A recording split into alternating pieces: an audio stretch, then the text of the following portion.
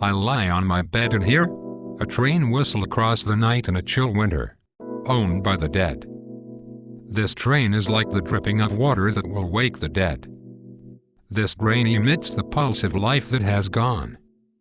The phrases form a loop in my brain. The whistle of the train in the night is long gone now. It's been gone for minutes, but here I am, lying awake with a phrase like the whistle in my mind, strangely sharp, strangely immediate, though it comes from a mile away. Because the night is cold, the sound travels. It moves on the air as if sliding across smooth, perfect crystals. The sound of the whistle as the train chirps and trundles across the intersection on icy rails reaches into my bedroom as if it were a Chinese bullet train, skating across the crystal air with no resistance, as if it would go on forever, free of gravity. Somehow my bedroom is the end of the line, platform of the absolute finality that the sound of that whistle would claim as its own territory. This train is an impulse running up and down my spine. It's too cold to sleep. The heater is broken and the temperature outside has dipped below zero.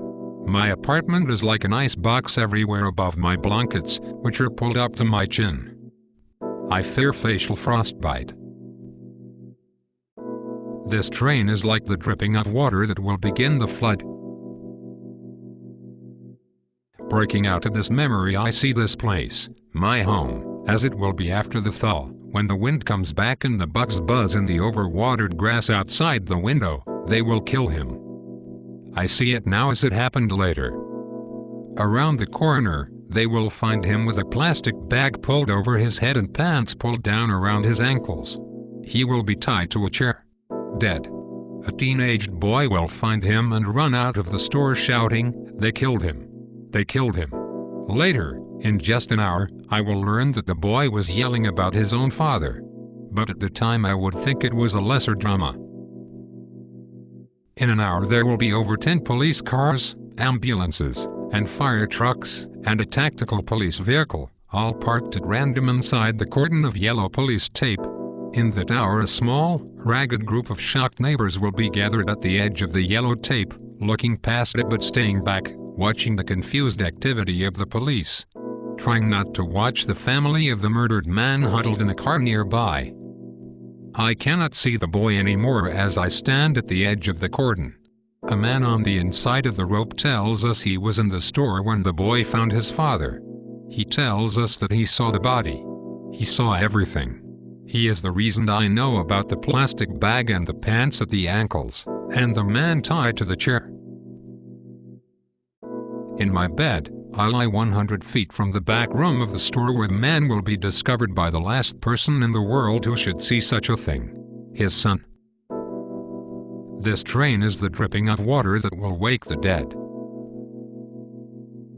This train calls to some power that cannot be touched, whistling, a madness, not a part of this night.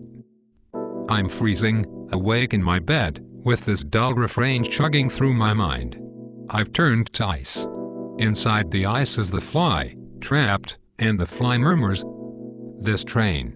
This train. This train." Like Dante's Satan, fluttering his wings.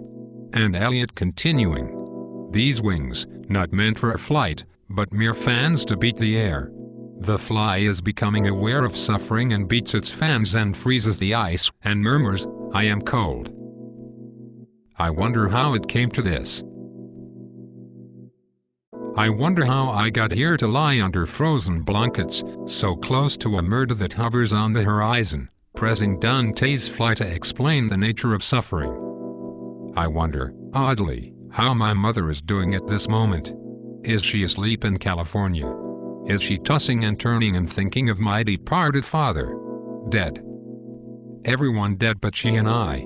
Is she thinking of me?